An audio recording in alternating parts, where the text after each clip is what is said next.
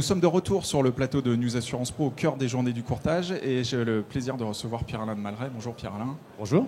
Vous êtes le président du groupe Santian. Après une année 2017 plutôt réussie pour le groupe, comment se passe ce début d'année 2018 ? Est-ce que vous êtes sur le même trend que l'exercice précédent ? Oui, on peut dire ça. L'année 2017 était en effet une bonne année. On a fait une belle croissance autour de 30% de croissance d'activité, de chiffre d'affaires, et on s'était fixé pour objectif, comme on l'avait d'ailleurs annoncé, de faire une croissance chaque année dans les 5 ans qui viennent de 20% d'activité, et on devrait dépasser cette année nos objectifs et se situer plutôt proche de 30%. Donc on est assez content de la façon dont l'année qui n'est pas finie se profile. Santian est plutôt axé sur la santé individuelle, je parle sous votre contrôle. Est-ce que c'est un axe que vous continuez à développer ? Est-ce que vous comptez partir sur le collectif, qui a été un sujet assez récurrent dans la place ? Qu'est-ce que c'est aujourd'hui votre ambition ? Alors Santian, c'est deux choses. C'est un courtier direct, Santian.fr, qui est effectivement axé, comme vous le dites, sur la santé individuelle, mais pas seulement, parce qu'on fait pas mal de prévoyance sur à peu près 100 produits distribués sur Santian.fr. On en a 60 qui comprennent de la prévoyance qui sont distribués et dont on conseille à nos clients de prendre en même temps que la santé. Et puis c'est aussi la raison pour laquelle je suis là aujourd'hui, c'est Neolian, un courtier grossiste qui est de plus en plus important. Et Neolian, lui, est déjà très diversifié, contrairement à l'image qu'on peut en avoir. Et on fait déjà plus de 2/3 de nos affaires hors santé. Donc la santé individuelle, c'est peut-être 30% des affaires qui sont distribuées par nos courtiers partenaires sur Neolian Santé et Prévoyance. Je rappelle que Neolian, le nom de notre grossiste s'appelle Neolian Santé et Prévoyance. On pourrait d'ailleurs maintenant presque inverser Neolian Prévoyance et Santé. Et dans la prévoyance, j'entends beaucoup de produits individuels, donc des produits qui couvrent l'hospitalisation, qui couvrent le décès. On a une ligne d'affaires qui se développe beaucoup avec nos courtiers partenaires, qui est l'obsèque. On travaille aussi à des produits encore plus diversifiés, encore un peu plus loin de nos bases historiques, comme la protection juridique qui marche très fort. Et on lance sur le salon aujourd'hui des nouveaux produits, un produit perte d'emploi, un produit d'assurance chien et chat, où on réinvestit ce marché auquel on croit beaucoup, et un produit temporaire d'essai qui est très attendu par nos partenaires. Donc, pour répondre à votre question, est-ce qu'on fait que de la santé ? La réponse est clairement non. On fait beaucoup de prévoyance.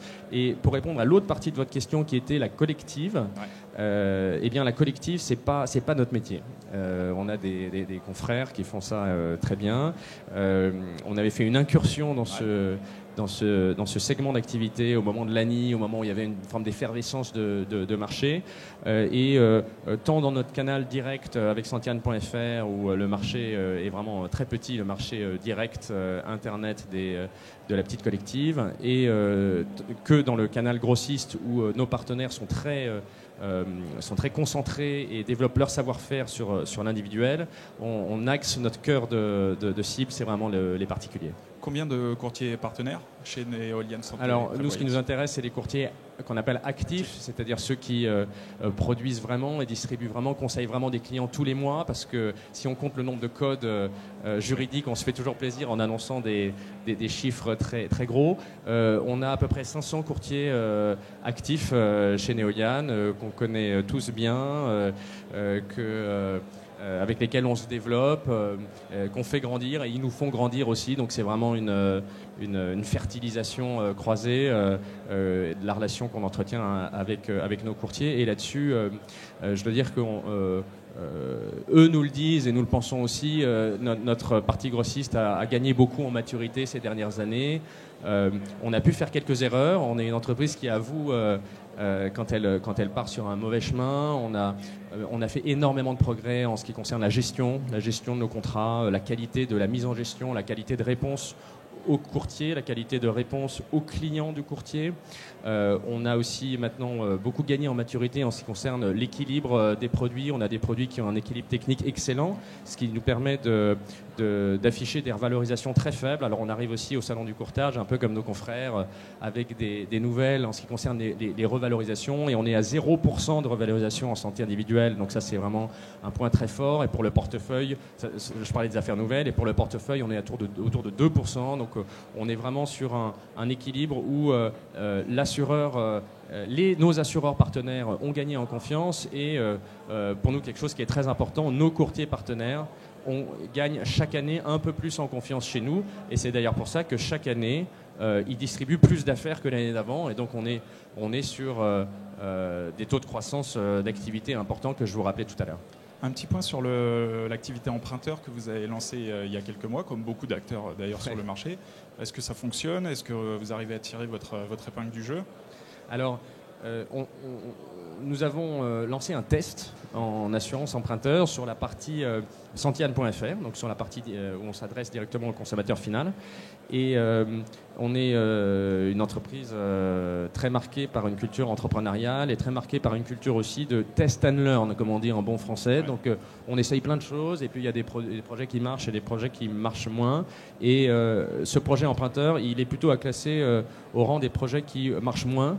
Et là aussi, on n'a pas peur tellement d'être transparent et de communiquer dessus. On a une équipe, on avait une équipe pilote de nos conseillers Santiane à Paris de quatre conseillers et notre bilan quelques mois après ce test qui n'a pas été concluant, c'est que comme vous l'avez dit dans votre question d'ailleurs, il y a une forme de ruée vers l'assurance emprunteur cette année à la faveur des changements réglementaires, à la faveur de l'amendement Bourquin, etc.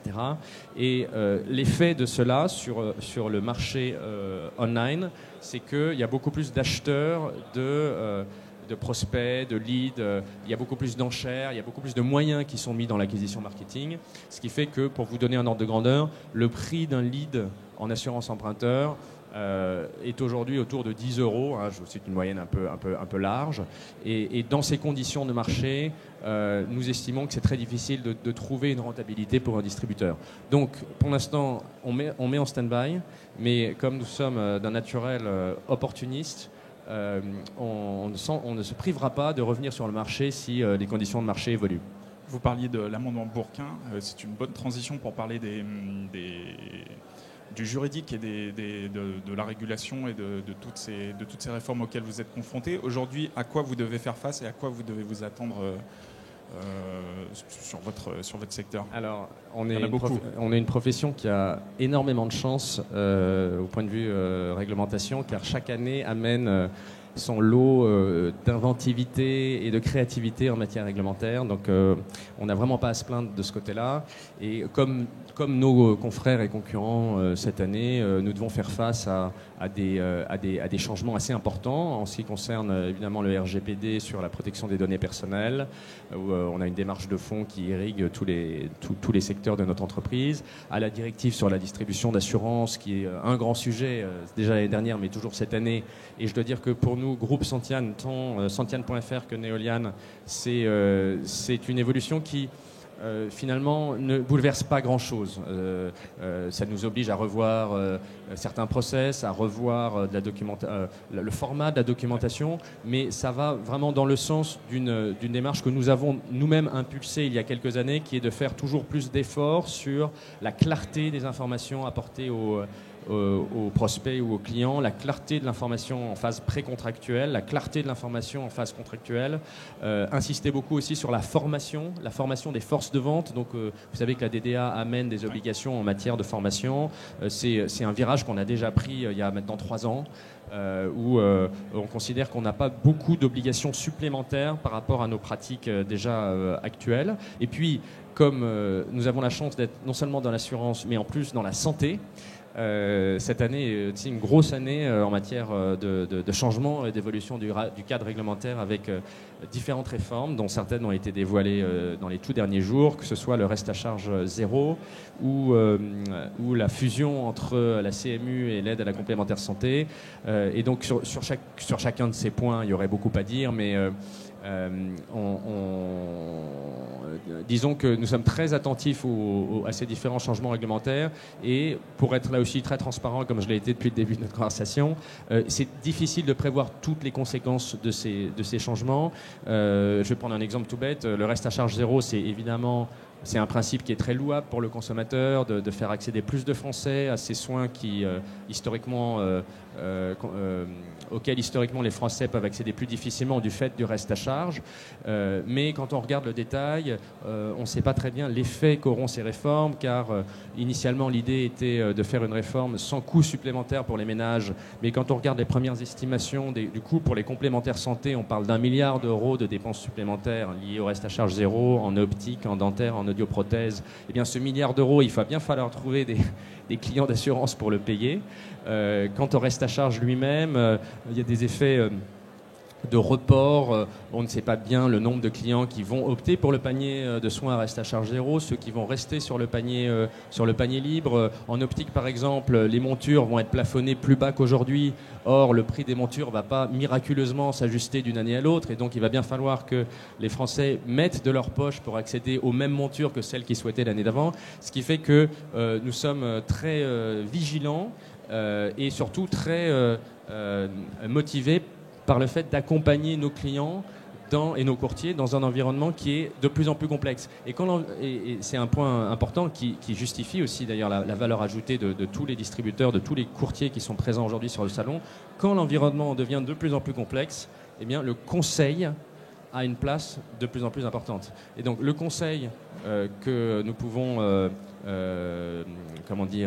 mettre en avant sur Santiane.fr, le conseil que au quotidien nos 500 courtiers partenaires actifs apportent au quotidien à leurs clients, c'est d'autant plus important que l'environnement réglementaire est extrêmement mouvant et il faut dire incompréhensible pour la plupart des Français.